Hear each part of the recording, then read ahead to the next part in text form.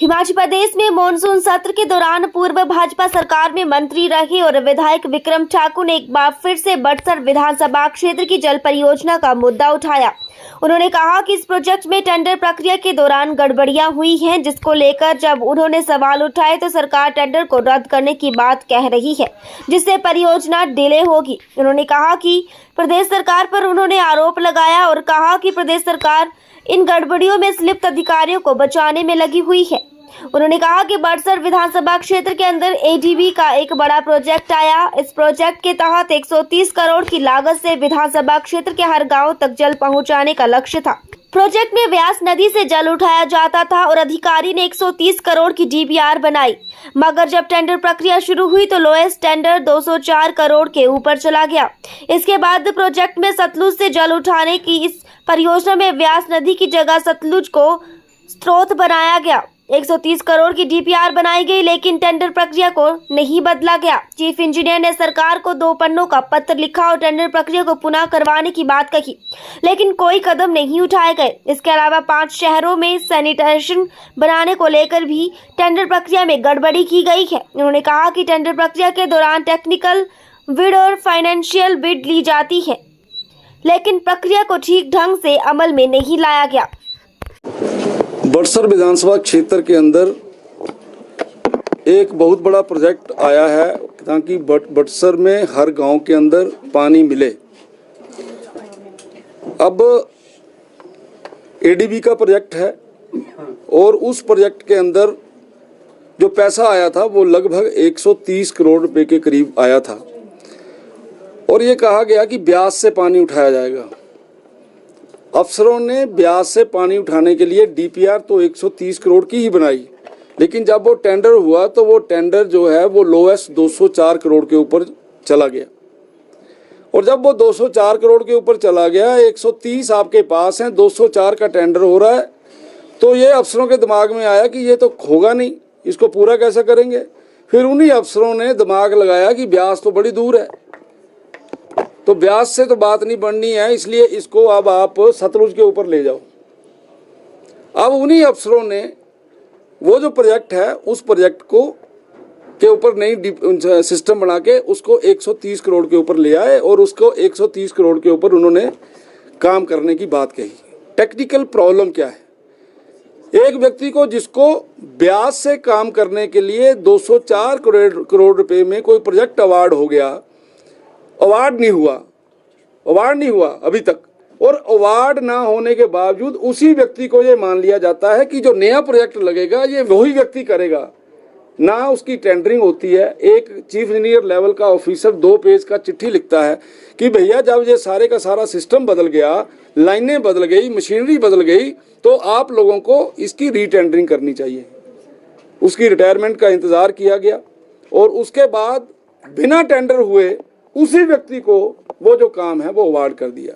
मेरी आपत्तियां केवल यही थी। माननीय उप मुख्यमंत्री जी जिस समय आईपीएच के मंत्री बने थे तो उन्होंने सुर्खियों में लिखा हुआ है, दिया हुआ कि 200 करोड़ का टेंडर रद्द किया। रद्द आज तक नहीं हुआ। उल्टा जो टेंडर दूसरी बार रीटेंडरिंग होनी थी वो रीटेंडरिंग ना होकर वो जो टेंडर है वो उसी तरीके से बांट दिया गया। मेरा ये ऑब्जेक्शन है कि कौन से ऐसे अफसर हैं जिन्होंने इतनी बड़ी गलती की है, उन अफसरों के ऊपर आप क्या एक्शन करना चाहते हैं। मैं आपके चैनलों के माध्यम से एक बात बिल्कुल साफ कर देना चाहता हूं कि प्रोजेक्ट को रोकने की अपनी कोई मंशा नहीं है। अब नया सवाल खड़ा कर दिया माननीय उप मुख्यमंत्री जी ने कि उसकी रीटेंडरिंग होगी। आप बताइए, जब आपने किसी को कोई टेंडर अवार्ड कर दिया, उसकी रीटेंडरिंग का मतलब है कि जिसको आपने टेंडर अवार्ड किया जा तो वो कोर्ट में जाएगा, या वो आर्बिट्रेशन में जाएगा। यानी केवल और केवल आप प्रोजेक्ट को डिले कर रहे हैं रीटेंडरिंग करके। आप रीटेंडरिंग करके फिर उन अफसरों को बचा रहे हैं जिन्होंने गलती की। तो मेरा तो प्रश्न यही है और मैं उसके कारण से वहाँ पे संतुष्ट भी नहीं हुआ हूँ। मैंने कहा है कि आप इसका सही जवाब दो। अब वो कमेटी बनेगी, कमेटियाँ बनेंगी, कमेटी क्या करेगी? कुछ नहीं होगा, आई वाश होगा। इसलिए मेरा आपके चैनलों के माध्यम से एक बार फिर सरकार को ये बोलना है, जिन्होंने गलती की है उन लोगों को सजा मिलनी चाहिए। प्रोजेक्ट को बंद ना किया जाए, प्रोजेक्ट चलना चाहिए, ऐसी हमारी कोई मंशा नहीं है। दूसरा, मैंने एक मुद्दा उठाया था कि माननीय मुख्यमंत्री जी के विधानसभा क्षेत्र के अंदर एक स्पेशल असिस्टेंस के अंतर्गत पूरे हिमाचल प्रदेश के लिए 200 करोड़ रुपया जो आया है, उस 200 करोड़ को केवल नदौन की प्यास बुझाने के लिए 24/7 नदौन में पानी मिले उसमें कर दिया। मैंने कहा भाई आपके पास 200 करोड़ आया तो आपने 200 का ग्लोबल टेंडर क्यों नहीं किया? आपने 200 करोड़ को तोड़ा और तोड़कर आपने 60-60-60-20 इस प्रकार से 4 टेंडर बना दिए। उनमें से जो 60-60 के 3 टेंडर हैं वो एक ही कंपनी को दे दिए। कितना साफ सुथरा काम है, व्यवस्था परिवर्तन देखिए कितनी जबरदस्त है।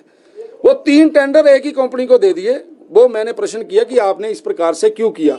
आपने एक 200 करोड़ के जो रुपया है उसको तोड़ा क्यों? आपने 60-60 करोड़ के टेंडर क्यों किए? अगर ये किए हैं तो इसमें दोषी कौन है? अगर वो दोषी है तो उसको सजा क्यों नहीं? ये मैंने 2 बातें उनको की। तीसरी बात, मैंने एक टाउन्स के ऊपर सैनिटेशन का विषय लिया था। 5 टाउन्स के अंदर पैसा आया है, वो भी बाहर का है, वहां पर भी इसी प्रकार की बंदरबांट हुई है। उस वहां पे टेक्निकल बिड मांगी गई और जो फाइनेंशियल बिड है वो मांगी नहीं गई। आज तक ऐसा होता ही नहीं है, यहाँ पे टेक्निकल बिड और फाइनेंशियल बिड टेंडर के ठेकेदार के द्वारा दोनों भरी जाती हैं।